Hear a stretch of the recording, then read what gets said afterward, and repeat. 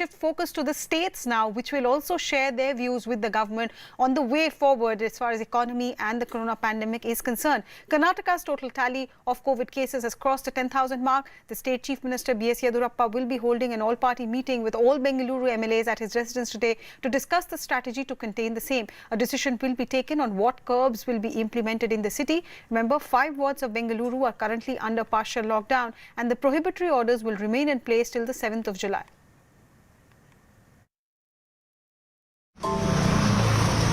As Bengaluru students wrote their first answers for the state board exams on Thursday, a debate raged among their parents gathered outside the exam centres. Should another lockdown be reimposed on Bengaluru? The city has seen a sudden spike in cases in the last 2 weeks. Anxious parents question the prudence of holding an exam. But the state cabinet that met on Thursday is not in favour of another lockdown. They would rather tighten control measures to contain the spread of the virus. Now at present, I don't think so that question of lockdown arises. The 10th exams are going on. Now management of the situation is very important. Not going back, retrograde is not advisable. The government in fact eased quarantine rules for people coming into Karnataka from all other states except Maharashtra. Those from Delhi and Tamil Nadu no longer need to go in for institutional quarantine and can go for home quarantine for 14 days instead. The government also enlisted more hotels and public spaces like government guest houses for the use of COVID care centres. This is to meet the needs of the growing numbers. More ambulances and more private hospitals will also be roped in. CM has asked the officers to plan for any eventuality for next 15 days. Given instructions to 100 ambulances in Bangalore only. So every 2 ward, 1 ambulance is dedicated for that one. Revenue Minister R. Ashok has been now designated as the minister in charge of inter-department coordination for Bengaluru city. There's also a meeting of the 28 MLAs, also including those from the opposition parties, to get their opinion on how to fight this pandemic and its surge in numbers that we're seeing of COVID-affected persons in Bengaluru.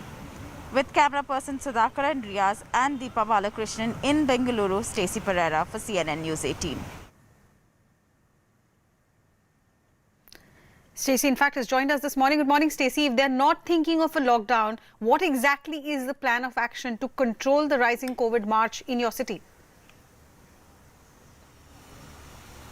Well, they are looking at a more micro-containment strategy, something that will allow for economic activities to take place, but at the same time also have a more stringent monitoring and surveillance system in the areas that are seeing this huge spike, and which is why just on Monday you saw that call on having the 5 wards where you're seeing the huge numbers, have them go into a partial lockdown. Now, yesterday you heard Chief Minister B.S. Yediyurappa also reiterate saying that if people want, want their freedom, want to actually move around, then they should adhere to the rules, and those areas which are under sealed down, people should stay indoors as much as possible. Otherwise, it will be inevitable for them to take a stricter call and perhaps impose a lockdown, but not in the near future. At least that was the voice that came in from that cabinet meeting yesterday, that a whole lockdown either in Bengaluru or across the state is unlikely at this point. Now, you also do have the SSLC, that is the 10th standard board exams going on. So till that gets over, till the 4th of July, it's very unlikely that you'll see any kind of these stricter measures. But the cases, yes, they are definitely on the rise. Yesterday alone, 442 cases across Karnataka, from those 173 coming from Bengaluru alone. Bengaluru's total active cases at this point is 1,207, and that coming out of the total in the state, which is 3,500 odd cases. So that is something that the government is monitoring very closely. Today again, this meeting with all the legislators from Bengaluru city. Remember, there are 28 of them from various parties as well, all of them to give their opinion, most of them to suggest how to maintain and what is the stricter measures they're going to take within their constituencies and within wards in their constituencies that is going to be needed, about the infrastructure in place to help assess this infrastructure for the people that are in this position. So right now all of those measures being taken, but no lockdown strategy. At least that's what the government had to say. And what's the feedback from those wards or part of those wards which are under restriction? It's, I think, day 3 or day 4 today. Successful?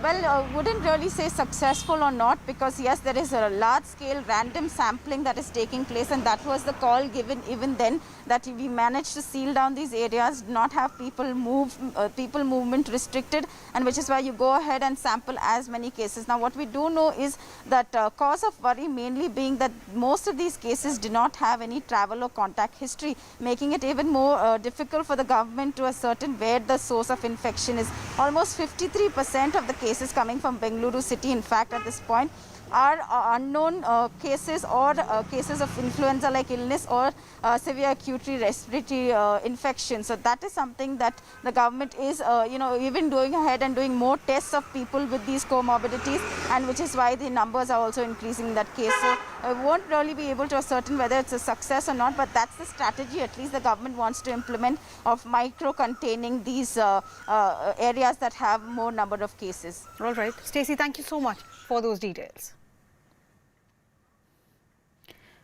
Now, as numbers rise in the country, all regular mail, express and passenger rail services as well as suburban trains have been cancelled till August 12th, and full refund will be generated for the same. Sources said the decision was taken keeping in mind the increasing number of coronavirus cases in the country. However, all special trains, which means 12 pairs running on the Rajdhani route since 12th of May and 100 pairs operating since 1st of June, will continue. The limited special suburban services, which began recently in Mumbai to ferry essential service personnel identified by the local authorities, will also continue to run. Payal Mehta tracks the Ministry of Railways. Payal, what does this really tell us? You're willing to run special trains but not willing to make it normal as far as rail services are concerned. It seems a back and forth and no clarity when the decision was taken initially. Arunama, these 200 pair of special trains that have been running on specific routes as well. So that will continue. That will continue as the way it is continuing. But remember, if they have to start normal rail services, which means hundreds and hundreds of trains and thousands of passengers will be plying on these rails. And that is something which the Ministry of Railways and the government at this point in time does not want to take a chance with, because the number of COVID cases are not coming down, and it will be very, very difficult to see if social distancing, etc., can be maintained when these mass services begin. So that's the call that the government really has taken. And of course, one does understand that back and forth has been happening as far as this issue is concerned. But situation has been evolving, and situation is being handled about, keeping that in mind as well. Remember, it's not an easy economic decision for the government, because crores and crores of rupees have been lost as far as the rail fare collection that the railway really does over a period of time as well. And obviously, this starts suburban rail services like in Mumbai regularly, then actually that's going to create a massive situation, given the fact that thousands and thousands of Mumbaikars travel every day using those local trains. Right. Thanks, Payal. We will really have to wait and see how this goes, because on the one hand, we are talking about asking factories to open up, asking them to ensure that there are more job opportunities. But the migrants who have gone back, if railway services are hampered, it will be difficult for them to come back. So let's see what the government has in mind. But